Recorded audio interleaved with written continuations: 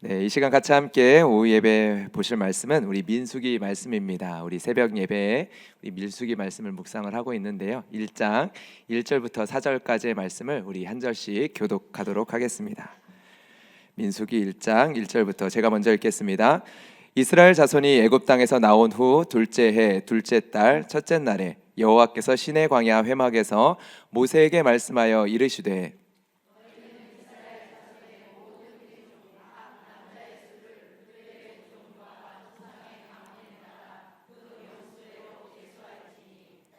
이스라엘 중 20세 이상으로 싸움에 나갈 만한 모든 자를 너와 아론은 그 진영별로 계수하되 각 지파의 각 조상의 가문에 우두머리 한 사람씩을 너희와 함께 하게 하라. 아멘. 그리스도인의 정체성 가운데 하나를 싸움꾼이라는 단어로 한번 표현해 봤습니다. 신앙의 싸움꾼이라는 제목으로 같이 함께 우리 말씀을 나누려고 하는데요. 이 표현, 싸움꾼이라는 이 표현에 있어서는 사용하는 데 두 가지 이중적인 의미가 있습니다. 그렇게 본문을 통해서 그리스도인의 정체성이라는 의미를 가지고서 긍정적으로 사용하는 의미에 대해서 나누기 전에 먼저 조심스러운 부분을 먼저 조금은 길 수 있지만 한번 언급을 하고 본문으로 들어가려고 합니다. 싸움꾼이라는 표현을 긍정적으로 사용하기에는 좀 조심스러운 부분이 있습니다. 왜냐하면 우리는 거룩한 싸움꾼이 아닌 신앙의 이름으로 표독스러운 싸움꾼이 되기 쉬운 사람들이기 때문이죠. 제가 작년부터 금년 이렇게 교회의 여러 가지 일들을 함께 섬기면서 너무 감사한 것이 많습니다. 특별히 이제는 하나님께서 보여주시는 영역들마다 그 중간에서 중재자의 역할을 하게 되어지는 부분들이 있었는데요. 그러할 때마다 하나님께서 저를 향하여 교회를 보게 하시는 지점들이 있다라는 것들을 많이 깨닫게 되었고 또 많이 경험하게 되었습니다.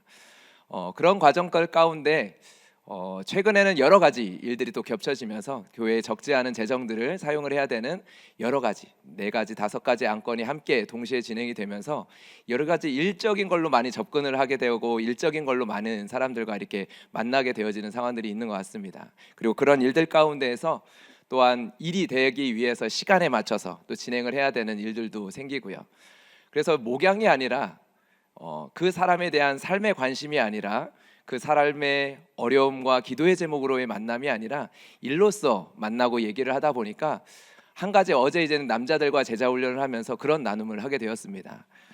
뭔가가 제가 조금 더 주님 앞에서 날카로워지고 있다라는 것들을 느끼게 해주셨고 그래서 그러한 날카로워지는 모습들 안에서 내가 하나님 앞에 돌아봐야 될 것들을 알게 해주시는 것 같습니다 라고 한 주의 삶을 나누었습니다. 그러한 의미에서 이 싸움꾼이라는 표현을 사용하는 데 있어서 긍정적인 의미를 사용하기 이전에 제 스스로가 먼저 더 이 부정적인 의미로 조심해야 될 부분으로 한 번 더 생각해보고 묵상을 해보게 되었습니다. 여러분, 무례한 기독교인이라는 표현을 들어보신 적이 있습니까? 무례한 기독교인. 우리가 가진 옳음이라는 기준을 가지고 정죄와 판단의 칼을 들고 싸울 때 우리는 무례한 기독교인이 되기가 참 쉽습니다. 십자군 전쟁이라 불려지는 종교 전쟁이 대표적인 예라고 할 수 있을 것입니다. 예수님을 상징하는 십자가를 들고 행진을 합니다. 그리고 전쟁합니다. 방패와 갑옷에 십자가를 선명하게 새기고 일으킨 전쟁이었습니다. 구약 성경에도 많은 전쟁의 이야기가 있지만 십자군 전쟁의 역사는 참혹한 전쟁의 역사와 함께 그 안에 인간의 욕심과 탐욕과 인간의 욕망이 가득했었던 이야기가 있습니다. 이 역사를 살펴보다 보면 인간의 욕망과 잔인함과 그리고 독선이 어떻게 이렇게 한데 어우러질 수 있는지, 그리고 그러한 것이 만들어낸 이 전쟁의 참혹함이 얼마나 끔찍했는지를 보게 되어집니다. 극단적인 예일 수 있지만 우리가 가진 옳음이라는 그 기준이 신앙의 옷을 입게 되어졌을 때 얼마나 잔인하게 표출될 수 있는지를 보여주는 예로서 충분히 다뤄볼 수 있는 이야기라고 저는 생각합니다. 신앙의 이름으로 잘못된 싸움꾼이 될 수 있다라는 경고의 메시지를 우리는 이 역사를 통해서 분명히 경고받을 수 있다라고 생각을 합니다. 여러분, 우리의 삶 속에서 우리의 신앙을 점검하는 여러 가지 기준들이 있죠. 그 가운데 화목해함이라는 기준이 있습니다. 나는 분열시키는 자인가, 아니면 나는 화목해하는 사람인가, 이 기준으로 우리의 신앙을, 우리의 공동체를 점검을 하는 것이죠. 이 기준을 가지고 내 자신을 점검할 때, 우리의 공동체를, 그리고 우리의 신앙을 점검할 때 우리는 매우 중요한 기준이라는 것을 발견하게 되어집니다. 그렇게 고린도전서에서는 사도 바울이 어린아이의 신앙과 성숙한 신앙을 구분짓는 데 있어서 가장 중요한 지표를 이것으로 삼습니다. 분열시키는 자인가, 화목해하는 자인가. 우리의 신앙의 성숙함을 우리는 다양한 다른 것으로 이야기하지만 사도 바울은 이 한 가지를 이야기합니다.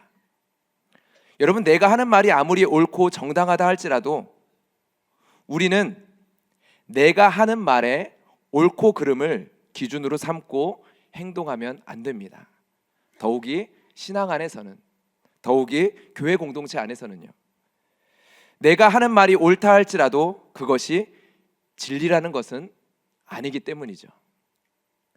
우리는 진리라는 말을 매우 폭넓게 사용을 합니다. 그러나 진리라는 단어를 우리는 좁혀서 우리의 신앙에 적용할 필요가 있습니다. 진리와 사실, 그리고 진리와 옳음, 여러분은 어떻게 생각하십니까? 이 둘이 같다라고 생각하십니까?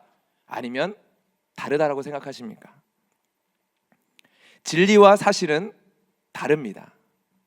그 구분점은 생명이 있느냐, 생명이 없느냐에 있습니다. 진리는 생명이 있지만 사실은 생명을 가지고 있지 않습니다. 그렇기에 사람을 살리지 않습니다. 사실을 말한다라고 해서 사실이 사람을 살리지 않는다라는 것입니다. 그러나 진리는 무엇입니까? 생명입니다. 성경이 말하는 진리는 생명이신 예수 그리스도입니다. 그렇기에 진리에는 힘이 있고 진리에는 능력이 있음을 우리는 믿습니다. 복음에는 능력이 있습니다. 왜입니까? 바로 그 복음이 진리이신 예수 그리스도이기 때문이죠. 예수 그리스도가 누구신지, 예수 그리스도께서 행하신 일이 무엇인지, 예수 그리스도께서 지금 행하고 계시는 일이 무엇인지, 예수 그리스도께서 장차 완성하실 일이 무엇인지, 그렇기 때문에 우리는 우리 안에서 옳음과 진리를, 사실과 진리를 구분할 필요가 있습니다. 내가 말하는 말이, 내가 말하는 옳음이 진리라고 오해하면 나의 옳은 말로 사람을 죽이고 있으면서 우리는 신앙의 명분을 가질 수 있습니다. 정말 무서운 일이죠. 가장 쉽게 생각할 수 있는 것이 잔소리죠. 잔소리로 하는 말 중에 그렇게 틀린 말은 없는 것 같습니다. 나름 이유가 있죠. 나름 타당성이 있습니다. 찻길 건너는데 조심해라. 여러분, 이 부모의 말에 틀린 말이 있습니까? 아들을 생각하는 아버지의 마음이 담겨 있는 말이고요. 당연히 차를 조심해야 하는 것 맞습니다. 그런데 제가 어렸을 때 그렇게 듣기 싫어했던 말이 조심해라였습니다. 내가 무엇을 하려고 할 때마다, 뭔가를 시도하려고 할 때마다 항상 조심해라 라는 이야기가 가장 먼저 나오는 이야기였습니다. 저는 그 말이 저를 소극적인 사람으로 만들었다라고 생각을 했습니다. 철없던 청소년 시절에는요. 그래서 청소년 때에는 인사말처럼 건네는 부모님의 조심해라라는 말에 분노가 일어났습니다. 그래서 20대 때에는 가방 하나만을 가지고 돈 3만 원을 챙겨서 훌쩍 나와버린 적이 있습니다. 20대니까 가출은 아닙니다. 그러나 이제는 허락 안 받고 3만 원은 챙겼지만 양심상 3만 원만 챙겼습니다. 그리고 집을 나와서 자전거를 타고 여행을 가면서 가는 지역마다 일용직 노동을 하면서 찜질방에서 잠을 자면서 여행을 했었던 기억이 있습니다. 약 한 달 정도의 시간이었는데요. 그 동기는 뭐였냐? 딱 한 가지였습니다. 조심해 라는 말 한마디였습니다. 못 견디겠습니다. 못 견디겠었어요. 그때는요. 제가 살기 위해서 나왔습니다. 사실 뭐 엄하게 저를 꾸중하거나 저를 탓하거나 제가 하는 일을 가로막는 것은 아니었습니다. 그런데 그 말이 저에게는 숨을 쉴 수 없을 정도의 답답함이었습니다. 여러분, 옳음은 진리가 아닙니다. 옳음이 때로는 사람을 살리기도 하지만 옳음 자체에는 생명이 없습니다. 여러분, 인정되십니까? 옳음을 어떻게 사용하느냐에 따라서 죽이는 말이 될 수 있습니다.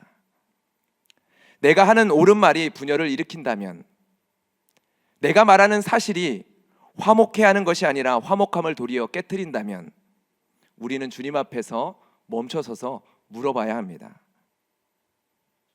진리와 옳음, 진리와 사실을 구분할 수 있는 지혜를 주십시오. 분별이 쉽지 않습니다. 그러나 분별하는 기준은 단순합니다. 예수 그리스도만이 진리입니다.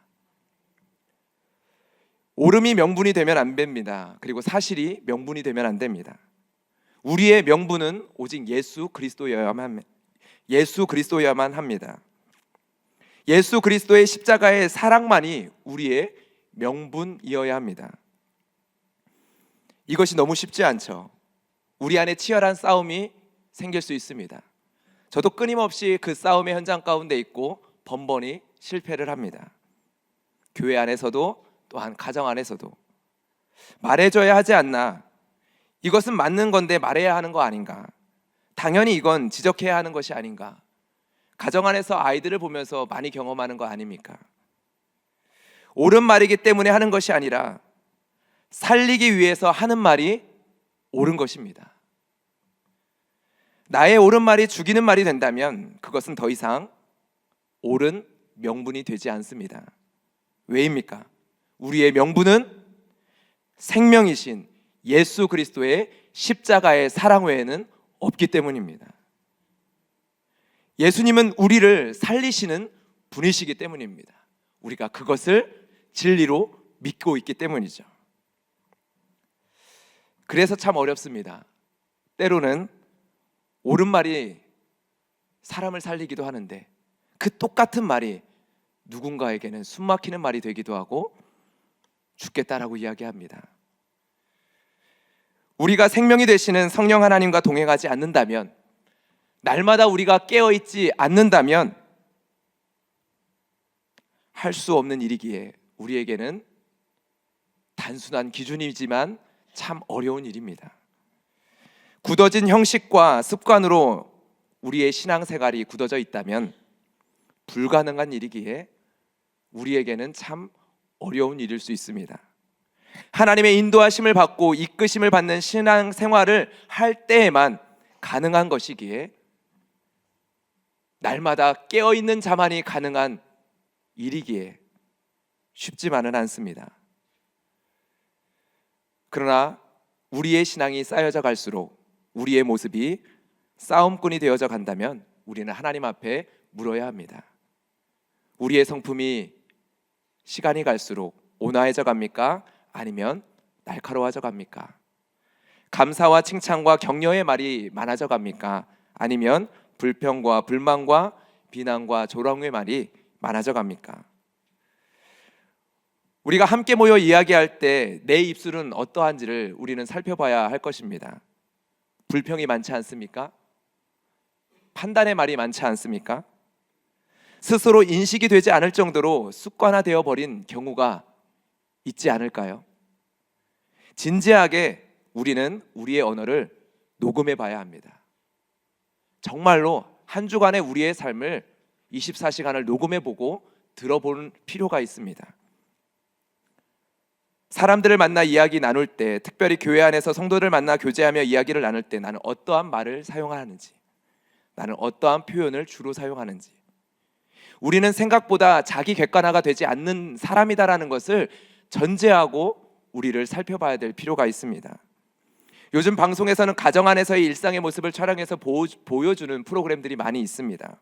이혼을 고민하는 부부의 일상의 모습, 그리고 아이들의 문제로 사연을 내고 상담을 받는 부부의 모습, 거기에서 자주 보게 되는 모습이 무엇입니까? 처음으로 객관적으로 나의 모습을 마주하면서 당혹스러워하고 부끄러워하고 미안함에 눈물을 흘리는 모습입니다. 여러분, 부정적으로 냉소적으로 가볍게 내뱉는 나의 말 한마디가 얼마나 큰 힘과 영향력이 있는지 모릅니다. 교회 안에서 사람들의 모임 속에서 한 사람의 말이 모두의 마음을 부정적으로 만들기도 하고 모임의 방향을 한순간에 바꿔버리기도 하죠. 우리 함께 이런 것 해볼까요? 우리 함께 모여볼까요? 그때 단 한 사람이, 모여있는 10명, 20명의 사람들 중에 단 한 사람이 힘들어요, 누군가 즉시로 말해버리면 여러분 어떠합니까? 경험해 본 적 있으시죠? 정말 단 한마디의 단어인데 이 한마디의 단어가 공동체 전체를 휘어잡습니다. 그리고 방향을 결정해 버립니다. 공동체원이 10명이라면 각 10명이 어떠한 사안에 대해서 어떠한 자신의 생각을 가지고 있는지 듣는 시간 필요하다고 생각을 합니다. 그런데 어떠한 사안이 이야기될 때 단 한마디 판단의 말이 분위기를 형성하고 모임의 방향에 강하게 영향력을 행사하는 모습들을 우리가 보게 되어집니다. 내 안에 그러한 습관이 있다면 여러분 고쳐내야 합니다. 습관적으로 툭 한마디의 말을 내뱉는 습관이 있다면 찾아내서 고쳐내야 합니다. 그 한 단어가 공동체를 무너뜨립니다. 저부터가 날마다 입에 파수꾼을 세우지 않으면 실수가 많은 사람입니다. 그래서 어느 때는 말을 최대한 줄여보려고도 노력을 했습니다. 정말 하나님의 은혜가 필요한 사람입니다. 그리고 우리의 삶에 정말 하나님의 은혜가 날마다 필요하다라는 것을 느끼게 되어집니다. 오늘 설교의 제목을 신앙의 싸움꾼이라고 표현을 했는데요, 거기에는 두 가지의 상반된 의미가 있습니다. 우리는 신앙의 연차가 쌓여져 갈수록 싸움꾼이 되어져 가면 안 됩니다. 그런데 다른 면에서 우리는 싸움꾼이라는 정체성이 하나님의 부르심 안에 있다는 것을 우리는 잃어버리면 안 됩니다. 민수기의 말씀은 우리의 싸움꾼의 정체성을 잘 보여주는 성경책입니다. 하나님께서 우리를 어떠한 존재로 부르시는지, 우리가 이 정체성을 왜 가지고 살아가야 하는지를 잘 보여주죠. 민수기 1장부터 10장 10절까지의 장소적인 배경은 시내산입니다. 출애굽기 19장 1절에 이스라엘 자손은 애굽 땅을 떠난 지 3개월이 되던 날에 시내산 광야에 이르게 되어집니다. 그리고 그 시내 광야에서 이스라엘 백성은 모세를 통해 하나님의 말씀을 받게 되어집니다. 그리고 율법과 예식을 통해 하나님과 특별한 관계를 맺게 되어집니다. 출애굽기에는 이러한 율법이 주어지는 과정과 성막을 짓는 과정과 성막을 완성하는 이야기로 끝을 맺게 되어집니다. 그리고 이어지는 민수기는 시내 광야에서 둘째의 이야기로 시작이 되어집니다. 시간 순서상으로는 7장에 기록되어 있는 성막을 거룩히 구별하고 제사를 드리는 이야기가 앞서지만 특별한 목적을 가지고 인구조사의 이야기를 가장 먼저 언급을 합니다. 민수기 1장의 인구조사의 특징은 첫 번째로 하나님께서 먼저 모세에게 명하신 것이었고, 둘째로 20세 이상으로 싸움에 나갈 만한 모든 자를 계수하였다라는 특징을 가지고 있습니다. 출애굽기에서 이스라엘 백성이 애굽에서 나올 때 성경은 이렇게 묘사를 하죠. 출애굽기 12장 40절입니다. 440년이 끝나는 그날에 여호와의 군대가 다 애굽 땅에서 나왔은즉. 무엇이라고 표현하고 있습니까? 여호와의 군대라고 표현하고 있습니다. 지금 하나님께서는 전쟁을 할 하나님의 군대를 이끌어내어서 시내산 광야에서 그들을 정비하고 계십니다. 그리고 그들을 준비하고 계십니다. 그리고 각 진영별로 계수하여 전쟁 준비를 완성하십니다. 하나님께서는 아브라함에게 창세기 15장에 나타나셔 언약을 맺으시는데 이러한 말씀을 하셨습니다. 내 자손이 이방에서 객이 되어 그들을 섬기겠고 그들은 400년 동안 내 자손을 괴롭히리니. 이어서 16절에 이러한 말씀이 있습니다. 함께 읽겠습니다. 시작. 내 자손은 4대 만에 이 땅으로 돌아오리니 이는 아모리 족속의 죄악이 아직 가득 차지 아니함이니라 하시더니. 하나님께서 약속하신 땅에 살고 있는 아모리 족속의 죄악이 관영하게 되어질 때 이스라엘 백성들은 약속의 땅으로 돌아오게 될 것입니다. 아브라함의 자손들은 이방의 객의 신분에서 구하여짐을 받고 돌아오게 될 것입니다. 그리고 그때 아브라함의 자손들은 죄악이 가득한 아모리 족속의 죄를 심판하는 여호와의 군대의 역할을 하게 될 것입니다. 하나님께서는 아브라함에게 이삭을 바치라는 믿음의 시험하신 이후에 창세기 22장 17절에 이러한 말씀을 하셨습니다. 함께 읽도록 하겠습니다. 창세기 22장 17절입니다.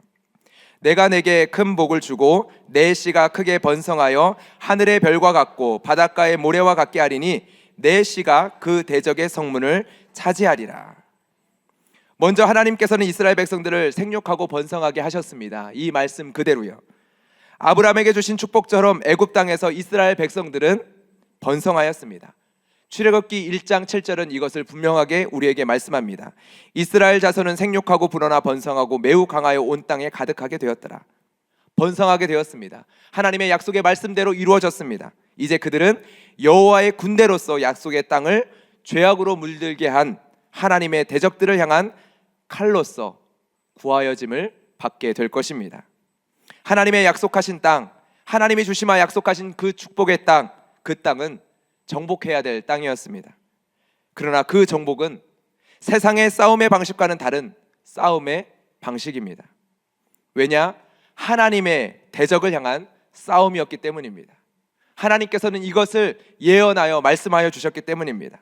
하나님께서 430년 동안 기다리건 그리고 참아주고 참아줬었던 족속, 기회를 주었던 족속을 향하여 죄에 대한 하나님의 심판의 칼이 되어 이스라엘 백성들은 나아가게 되어집니다. 그런데 여러분 기억해야 될 것이 있습니다.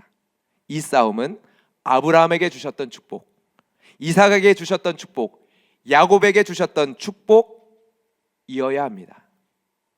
어떠한 축복이었습니까? 천하 만민이 복을 얻게 되어지는 싸움, 천하 만민 가운데 복이 되어지는 싸움이어야만 했습니다. 하나님께서 아브라함에게 약속하셨던 축복이기 때문이죠. 하나님께서 아브라함을 부르실 때 복이 되도록 부르셨기 때문입니다.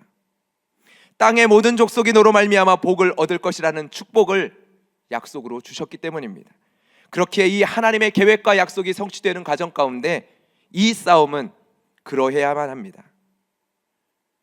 우리가 기억해야 될 것은 이것이 바로 하나님의 마음이라는 것입니다. 이 땅을 향한 하나님의 긍휼의 마음이라는 것이죠. 이것이 하나님의 백성들을 여호와의 군대로 부르신 하나님의 마음의 중심 가운데 있는 하나님의 뜻이라는 것입니다. 이것을 놓치면 안 됩니다. 이것을 놓치면, 이 하나님의 마음을 놓치면, 이 하나님의 중심을 놓치면 우리는 잘못된 싸움꾼이 될 수 있습니다. 그런데 하나님께서 아브라함에게 주셨던 그 복이 나타나기 위해서 지나가야 될 과정이 있습니다. 바로 악한 것을 진멸해가는 과정입니다. 잔인한 과정처럼 보입니다. 성경 말씀 가운데 그것을 가려놓고 보지 않는 것이 좋겠다 여겨질 수도 있습니다. 그러나 이것 한 가지만을 우리 반드시 기억해야 합니다. 세상의 전쟁은 사망과 죽음만을 낳습니다. 오직 파괴만이 그 전쟁의 결과입니다. 그러나 하나님의 전쟁은 생명과 복이 그 결과입니다. 이것이 바로 우리가 믿는 바죠. 충분히 다 이해되지 않을지라도 바로 이 우리가 믿는 바를 기억하며 우리가 말씀을 볼 필요가 있습니다. 그리고 우리가 기억해야 될 중요한 사실은 하나님께서 스스로 이것을 증명해 주셨다라는 것입니다. 우리가 믿는 진리, 유일한 진리이신 예수 그리스도께서 아브라함의 씨로 여자의 후손으로 오셨습니다. 여러분 다시 한번 창세기 22장 17절의 말씀을 읽어볼까요? 제가 읽겠습니다. 내가 내게 큰 복을 주고 내 씨가 크게 번성하여 하늘의 별과 같고 바닷가의 모래와 같게 하리니 내 씨가 그 대적의 성문을 차지하리라. 여기서 말하는 내 씨, 단수로 표현된 이 씨, 아브라함의 씨로 오신 분이 계십니다. 예수 그리스도이십니다. 그리고 여기서 말한 내시가 그 대적의 성문을 차지하리라 말씀 그대로 예수님께서는 대적의 성문을 차지하셨습니다. 사망을 삼키고 이기리라 기록된 말씀을 성취하셨습니다. 아브라함의 씨로 오신 예수 그리스도께서는 우리에게 참 생명과 참 복을 주시기 위해서 전쟁을 하셨습니다. 썩을 것, 죽을 것을 입고 있는 우리에게 썩지 아니하고 죽지 아니할 것을 입히시기 위해서 우리를 위해서 사망과 싸우셨습니다. 우리 주 예수 그리스도로 말미암아 우리에게 승리를 주시기 위해서 하나님께서는 이 일을 이루셨습니다. 이 영광스러운 말을 우리 같이 한번 읽어볼까요? 고린도전서 15장 57절의 말씀입니다. 함께 읽겠습니다. 우리 주 예수 그리스도로 말미암아 우리에게 승리를 주시는 하나님께 감사하노니. 우리 주 예수 그리스도로 말미암아. 우리 안에 이 진리가 있습니까? 여러분 안에 이 진리가 있습니까?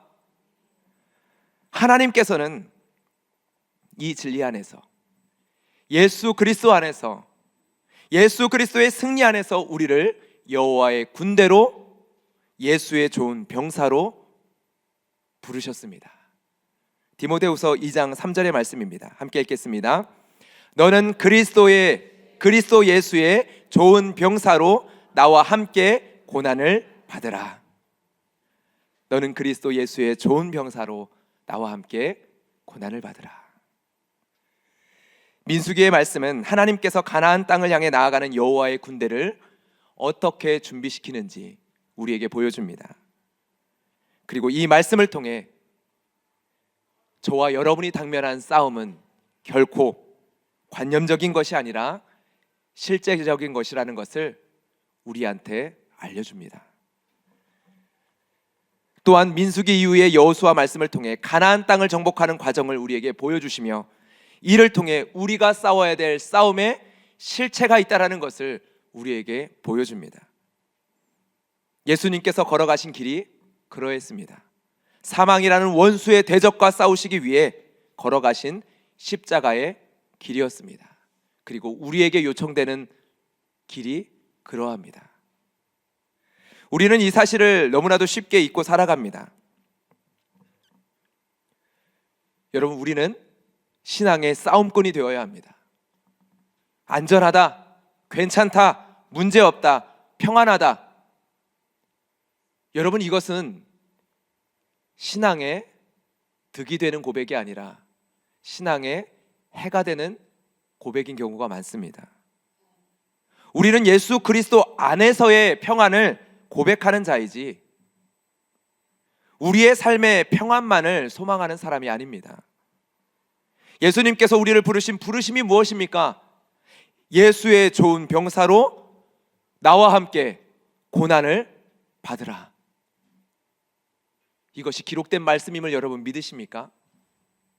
여러분을 향한 하나님의 말씀임을 여러분 믿으십니까? 예수 그리스도의 안에서의 평안을 구하십시오. 그러나 우리의 삶의 평안만을 소망하는 것은 성도의 본질이 아닙니다. 20대 시절 내 자신의 문제로 인해 고민하고 아파했었던 시절에 좋아했었던 기도문이 있습니다. 안락한 삶을 위해 기도하지 말고 강한 자가 되길 위하여 기도하라. 너에게 맞는 일을 구하지 말고 그 일에 맞는 능력을 구하라. 군대에서도 어려울 때에도 모든 책들마다 적어놨었던 기도문이었습니다. 안락한 삶을 위해 기도하지 말고 강한 자가 되길 위하여 기도하라. 너에게 맞는 일을 구하며 전전긍긍하지 말고 너에게 맡겨진 그 일을 감당케 하시는 능력 주시는 그 주님의 능력을 구하라. 형통한 삶을 구합니다. 그러나 세상 사람들이 생각하는 형통과 우리가 구해야 될 형통은 달라야만 하겠죠. 행복한 삶을 구합니다. 그러나 세상 사람들이 원하는 행복의 조건과 우리가 경험하는, 우리가 만족하는 행복의 조건은 달라야만 하겠죠. 평안함을 구합니다. 그러나 우리의 삶의 안전함, 우리의 삶의 부요함, 우리의 삶의 성공과 성취를 통해 평안함을 구하는 세상의 방식과는 분명히 달라야 되겠죠. 우리가 고백하는 진리는 예수 그리스도 한 분입니다. 우리의 삶의 평안도 예수 그리스도 한 분을 통해서만 얻습니다. 우리의 삶의 만족과 행복도 예수 그리스도 한 분을 통해서 얻습니다. 우리의 삶의 형통도 예수 그리스도를 통해서 누리게 되어집니다. 옳음과 사실에는 생명이 없습니다. 그러나 유일한 진리이신 예수님은 생명이 충만하십니다. 우리는 세상과 옳음으로, 사실로 싸우지 않습니다. 진리이신 예수로 싸웁니다. 진리이신 예수로 싸운다. 여러분, 이 의미가 무엇인지 우리가 오해되지 말아야 될 것이 있습니다.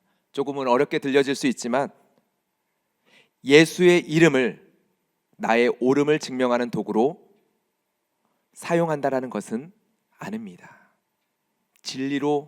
진리이신 예수로 싸운다라는 것이 예수의 이름을 나의 옳음을 증명하는 도구로 사용한다라는 것은 아닙니다. 또한 예수님의 이름으로 내가 싸우는 일에 명분을 삼지 않습니다.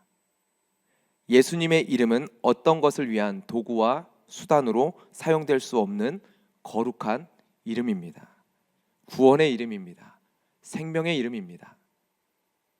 또한 우리가 예수의 이름을 위해서 뭘 할 수 있는 존재도 될 수 없습니다. 우리가 예수의 이름을 위해서 대신 싸워 드릴 수 있는 존재가 될 수 있습니까? 아닙니다. 나의 싸움에 예수의 이름이 달린 것처럼 매달리는 것은 성도의 자세가 아닙니다. 나의 싸움에 예수님의 영광이 달린 것처럼 매달리는 것은 성도의 태도가 아닙니다. 우리는 예수의 이름 안에서 싸웁니다. 예수님의 사랑이 나를 통해서 흘러가고, 예수님의 부요함이 나를 통해서 흘러가고, 예수의 기쁨이 나를 통해서 흘러가고, 예수의 생명이 나를 통해서 흘러가고, 이것이 성도의 싸움의 방식이며 이것이 예수의 이름 안에서 싸우는 성도의 방식입니다. 하나님의 전쟁은 생명을 살리는 열매를 맺습니다. 아브라함에게 주신 축복처럼 복이 되게 하는 전쟁, 천하 만민이 복을 받게 하는 방식으로 열매를 맺게 되어집니다. 아무리 옳다 하더라도 우리의 싸움의 방식이 분열을 조장한다면 그 길에서 피하십시오. 그 길은 사망의 길입니다. 직장은 전쟁터와 같다라고 말을 합니다. 그러나 여기서의 전쟁은 세상 방식의 전쟁이겠죠. 여러분들은 어떠한 전쟁을 치르고 계십니까? 믿음의 전쟁터로 나아가는 믿음과 자세가 우리의 삶에 필요합니다. 집의 문을 열고 들어갈 때에도 내게 맡겨주신 전쟁터로 들어간다라는 그 믿음의 태도가 필요합니다. 깨어있기 위한 씨름이죠. 무방비 상태로 편안한 쉼만을 생각하며 그 집의 문을 열고 들어간다면 경계하지 않은 싸움은 우리를 무참히 패배시키는 것을 우리는 경험합니다. 저에게도 너무나도 필요한 적용입니다. 집 문을 열고 나아갈 때만 필요한 것이 아니라 집 문을 열고 들어갈 때에도 우리에게는 기도가 필요합니다. 영적인 싸움터로 가는 무장됨으로 그 문을 열고 들어갈 필요가 있습니다. 여러분, 우리가 언제 무너집니까? 아무도 없을 때, 그리고 아무런 경계도 할 필요가 없다라고 생각하게 되어질 때, 아무것도 신경 쓰고 싶지 않아서 다 놓아버리고 퍼져버릴 때, 여러분의 가정이 그러하지 않습니까? 그런 시간이 길어져 갈수록 어느덧 우리의 신앙은 무너져 버린 모습을 발견하게 되어질 것입니다. 정말 우리가 싸워야 할 것을 향해 잘 싸우고 있는지 하나님 앞에서 이 시간 질문해 보며 오늘 말씀을 마무리해 봤으면 좋겠습니다. 내가 싸우지 말아야 할 자리에서 싸움꾼이 되고 있는 모습은 있지 않은지, 지금의 상황 때문에 내가 날카로움이 더해 가고 있지 않은지, 내가 하는 불평과 판단의 말들이 나의 가정과 공동체에 영향을 미치고 있지는 않은지 우리가 한번 질문해 봤으면 좋겠습니다. 그리고 마땅히 우리가 신앙의 싸움꾼으로 깨어 있어야 할 삶의 자리를 기억하며 이 시간 기도했으면 좋겠습니다. 아브라함에게 하신 하나님의 말씀은 아브라함의 믿음을 가진 우리에게도 동일하게 주시는 말씀인 줄 믿습니다. 대적의 성문을 취하라. 우리의 육적인 나이가 어떻든지 광야와 같은 인생길 앞에서 20세 이상으로 싸움에 나갈 만한 자로서 서 있는 저와 여러분이 되기를 주님의 이름으로 축복합니다. 우리의 육체의 나이가 어떠하든지 우리의 믿음의 나이가, 신앙의 나이가 당당히 여호와의 군대로 계수될 수 있는 여러분이 되기를, 저와 여러분이 되기를 주님의 이름으로 축복합니다. 새벽마다 이어지는 민수기의 말씀을 통해 우리를 무장시키시기를 원하시는 하나님의 말씀을 듣게 되어지기를 주님의 이름으로 축복합니다. 그리고 그 민수기의 말씀을 고린도전서 15장 57절의 말씀을 통해서 관통해 가시기를 주님의 이름으로 축복합니다. 우리 같이 함께 마지막 이 말씀을 읽고 같이 기도의 자리로 나아가도록 하겠습니다. 함께 읽습니다. 우리 주 예수 그리스도로 말미암아 우리에게 승리를 주시는 하나님께 감사하노니